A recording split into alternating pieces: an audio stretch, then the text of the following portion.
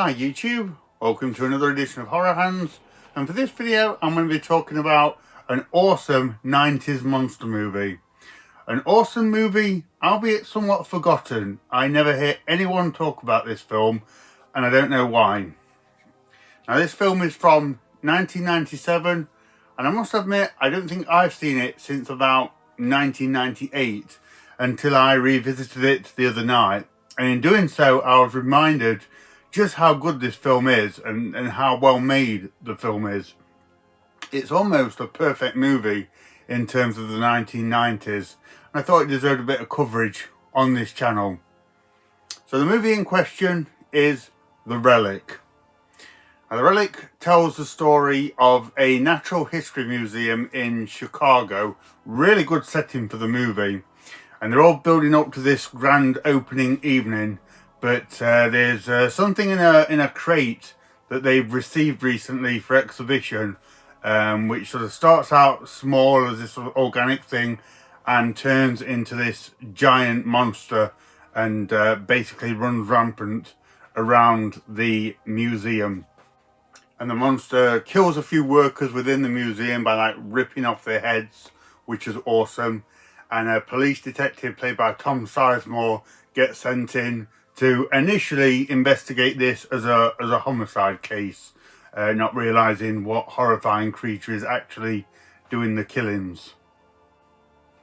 And The Relic is a film that actually is quite reserved in terms of its creature feature action and how much the creature is on screen. Usually I'm not a big fan of that. Usually I'm like, get the creature out there and have lots of crazy things happen. But in this one, it works really, really well. And it allows the characters and the plot to unfold and develop in a really kind of organic way that's believable and also keeps you watching. So the first half is almost like a serial killer investigation with Tom Sizemore. Like I say, he thinks he's on the trail of a serial killer, and we get a lot of that and the procedural side of the detectives going around the museum. But also the subplot of the museum's opening night works really well. And even in itself creates a degree of kind of excitement and anticipation bubbling away as kind of the museum leads up to this big event where there's all sort of rich people and businessmen and politicians attending. That in itself is quite exciting, plus the fact that you know something's not right within the museum. And the characters within that also have lots of things to do and fuel the story along very well, whether it's like the museum owner who wants to keep the place open because it's a big night. They kind of throw in that Jaws storyline that they can't close it for commercial reasons, but it works really well here and doesn't feel like a narrative trope. And some of the characters within that, there's a couple of like greedy characters that want grants from the rich people that are coming along, and just a multitude of different people that they throw in there, all with different things happening and different agendas. But that makes for a really entertaining aspect of The Relic. In terms of the creature itself, we do get a good look of it later on in the film, and it's absolutely awesome. It's like this giant four-legged thing with a bit of a Predator inspiration, I'd say, with the front fangs. And on the whole, it's practical effects, and we get some great close-up practical shots of the monster. They do utilise some CGI when it kind of jumps around or runs around the place, and that kind of works for me. It's kind of used sparingly and only when needed.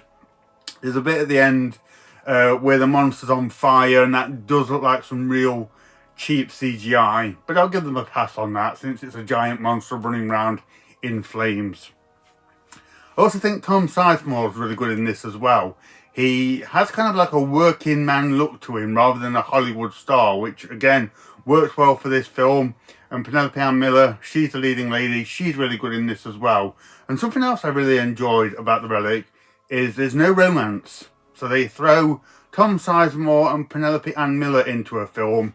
And a lot of other films I think would feel the obligation to have a romantic connection between the two building up. But there's nothing like that in The Relic. It's these two people that are thrown into this terrifying situation and they got to get out. There is no time for romantic notions, which I really liked. And as well as the horror and the creature feature aspects of this, I just think the Relic works really well and is almost kind of a retrospective showcase of some of the big things that were around in the 1990s, especially in terms of the action and the disaster aspect of this, because there's a strong feeling of that in the museum when everything starts to go wrong and people start getting killed off. Kind of this 90s fashion of having a bunch of characters trying to make their way through some kind of disaster set piece, whether it's something crumbling, sinking, about to explode, and you kind of get a bit of everything like that in the Relic. It really does keep you on the edge of your seat and throws in so many exciting things, whether it's horror, action, disaster, whatever. It's a really entertaining film to watch. So like I say, I just wanted to give this film a bit of coverage, get it out there for people to remind you of it, or get people talking about this film again.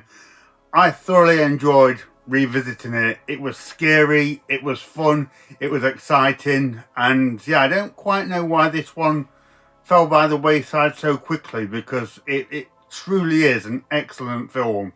And if you've not seen The Relic and you like horror movies or creature features or the 90s, this one gets the top Horror Hands recommendation. Definitely give this one your time. But let me know if you've seen Relic and what you think of it, and if you've noticed as well that this one is somewhat undeservedly kind of forgotten. Never understood why it is. So thank you very much for watching, and stay tuned for more videos.